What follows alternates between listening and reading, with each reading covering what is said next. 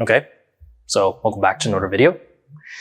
Here is a nice, interesting limit we're dealing with. So we have a floor function, we have log-based function, and the value we're actually approaching to isn't applied to both sides of the value, just on one side.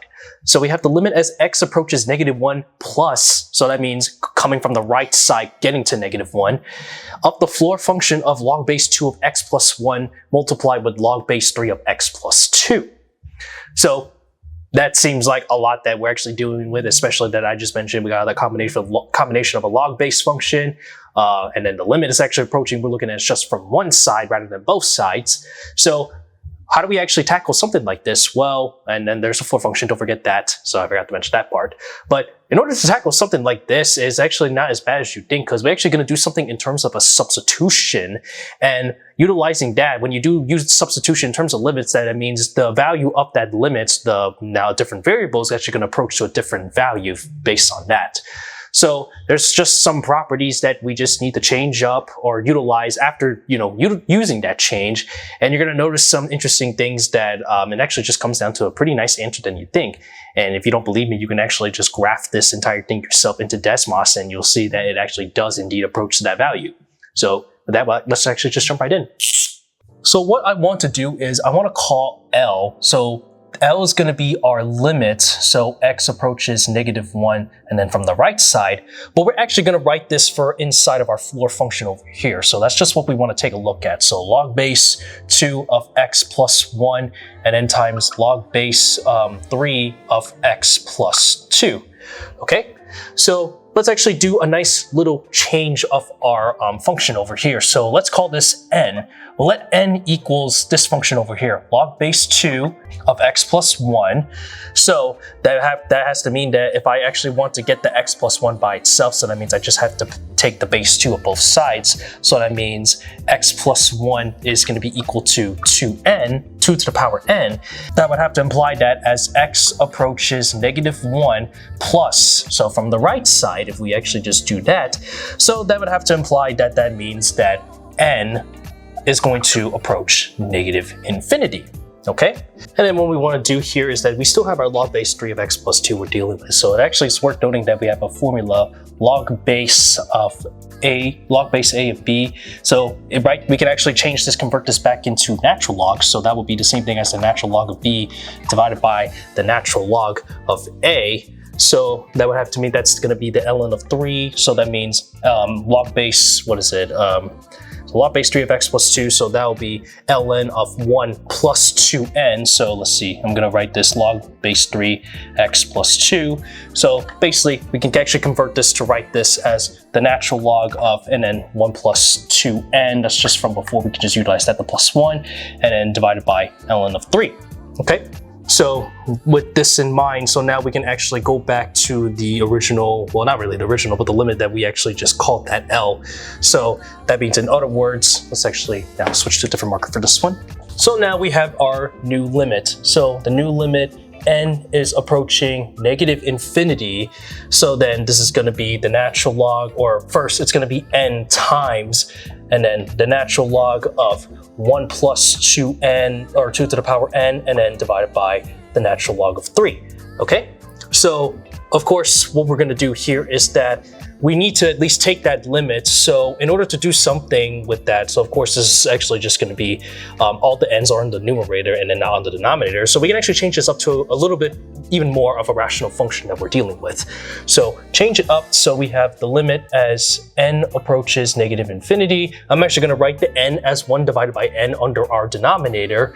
So that means I have the natural log of 1 plus 2n, and then divided by, so 1 divided by n, and I'm going to write the ln of 1 over 3, or ln of 3, so as 1 divided by the natural log of 3. And of course, we have something of a 0 over 0 indeterminate form. So that means we need to use L'Hopital's rule to actually take the derivative of both our numerator and denominator. So by applying that, so apply the derivative, so that means, of course, the 1 over ln of 3 is going to go outside. That's just a constant, thankfully. Limit as n approaches -infinity. So that means I take the derivative of the inside, well, the natural log and then the inside. So then that's going to be, everything is, of course, going to be the natural log of 2 then multiply by 2n, and then multiply by 1 divided by 1 plus 2n. Our denominator is then simply going to be -1 divided by n squared. And so going forward, so that means I have now that, so natural log of 2 can go outside. There's a negative as well, so that means I have -ln of 2 divided by ln of 3. And so this means this is going to be the limit as n approaches -infinity of 2 to the power n, then times n squared, and all this being divided by 1 plus 2n. Okay. So let's actually change things up a little bit. So we're going to actually reduce this down simply by the fact that we can actually just divide a 2n to both our numerator and denominator of our limits. So by doing so, let's see, we're just going to continue going on here. L is then just equal to negative the natural log of 2 divided by the natural log of 3. Limit as n approaches -infinity. Now divide the 2n to both the numerator and denominator. That's simply just going to be n squared, and then divided by 2 to the -n, and then add this with 1. Okay, so this is where the interesting thing comes in. So of course now we just have to take that limit as n approaches -infinity. So here's something to note. So as n approaches -infinity, so this implies that n squared, and check out this equality, is going to be much less, so that means 2 less than symbols, of 2 to the -n plus 1. So that would have to imply that it's actually the difference of the gap is going to be a lot bigger than you think. So that means the decimal is actually getting smaller and smaller and smaller in terms of when you actually apply the -infinity to everything over here. So because that's going to be, positive, but then that's also going to be positive as well. But the difference is still large either way. So what that implies is that capital L is going to approach 0, well, from the negative side specifically, because don't forget, we still have that negative from the -ln of 2, ln of 3. But that doesn't necessarily mean it's equal to 0, but it's actually approaching 0. So what that implies is that it's still going to be negative either way as this approaches 0 from, the negative side.